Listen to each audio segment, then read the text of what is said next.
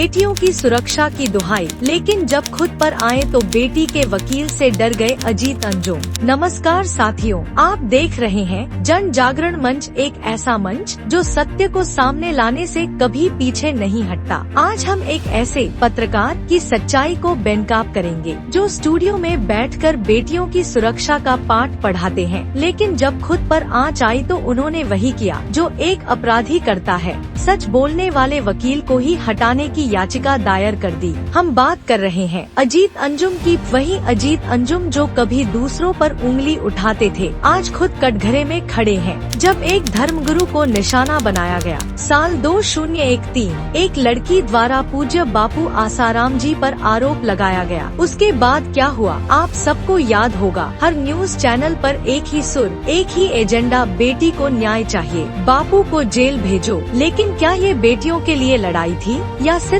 TRP की भूख और हिंदू संत को बदनाम करने का मिशन? बापू आसाराम जी के खिलाफ लगातार मीडिया ट्रायल चला, चैनल्स ने कोर्ट से पहले फैसला सुना दिया, लेकिन उसी दौरान इंडिया न्यूज, न्यूज 24 और न्यूज नेशन पर पॉक्सो के तहत मामला दर्ज हुआ, और वो भी एक बेटी के मामले में। पर क्या आपने इस खबर को टीवी पर देखा? नहीं। क्यों? क्योंकि आरोपी कोई संत नहीं थे, बल्कि मीडिया के अपने लोग थे। टीआरपी नहीं बनती थी, एजेंडा नहीं चलता था। मीडिया की असली मंशा टीआरपी, एजेंडा और व्यापार। मीडिया को अगर वाकई बेटियों की चिंता होती तो वो 2013 की इन मीडिया फर्स्ट को भी उतनी ही गंभीरता से दिखाते, लेकिन नहीं। यहाँ मकसद था एक धर्मगुरु को बदनाम करना, हिंदू संस्कृति पर वार करना और अपनी टीआरपी की दुकान सजाना। 12 साल बाद वही चेहरा फिर उजागर हुआ है, लेकिन इस बार सवालों के घेरे में है पत्रकार अजीत अंजुम। अजीत अंजुम का कोर्ट में असली चेहरा। गुरुग्राम पॉक्सो कोर्ट में चल रहे एक गंभीर मामले में जहां अजीत अंजुम पर एक बेटी के शोषण का मामला है, उन्होंने कोर्ट से गुहार लगाई कि बेटी का वकील बहस न करे।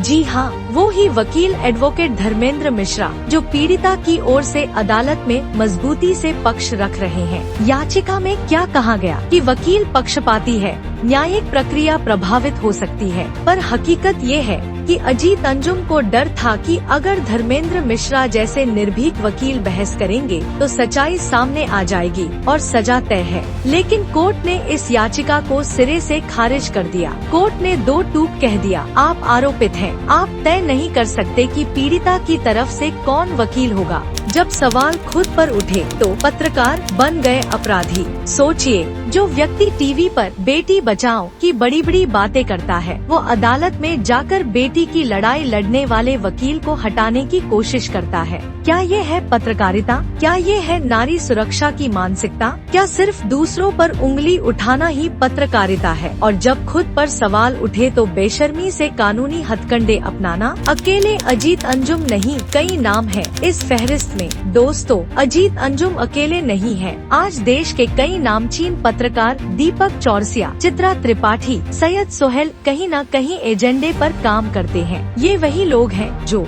झूठी खबरें फैलाते हैं, धर्म विशेष के खिलाफ प्रोपेगंडा चलाते हैं और फिर खुद को तथाकथित सेक्युलर बताते हैं। पर जब बात सत्य की आती है तो या तो ये चुप हो जाते हैं या फिर कोर्ट में वकील हटाने की याचिकाएं लगाते हैं। पीड़िता के परिवार की आवाज को दबाने की साजिश। यह मामला सिर्फ एक आरोपी पत्रकार का नहीं, बल्कि पूरे सिस्टम के उस हिस्से का है जो बेटियों की सुरक्षा को सिर्फ एक नारा बनाकर बेचता है, जिसे सच से डर लगता है, जो अदालत की कार्रवाई को प्रभावित करना चाहता है। सवाल यही है, अगर अजीत अंजुम निर्दोष है तो फिर धर्मेंद्र मिश्रा से डर क्यों? वकील हटाने की याचिका क्यों? जन जागरण मंच की जनता से अपील, जनता को अब सतर्क होना होगा। जो लोग मीडिया में बैठकर नैतिकता का पाठ पढ़ाते हैं, उनके अपने चरित्र की भी समीक्षा करनी होगी। बेटियों की सुरक्षा का मुद्दा कोई दिखावा नहीं है, बल्कि एक गंभीर जिम्मेदारी है। जन जागरण मंच हमेशा ऐसी सच्चाइयों को सामने लाता रहेगा, क्योंकि हमारा उद्देश्य टीआरपी नहीं, जन जागरण है। साथियों, यदि आप चाहते हैं कि भारत की बेटियों को सच्चा न्याय मिले और झूठे पत्रकारों का चेहरा बेनकाब हो, तो इस वीडियो को ज्यादा से ज्यादा शेयर करें और जन जागरण मंच को सब्सक्राइब करना ना भूलें।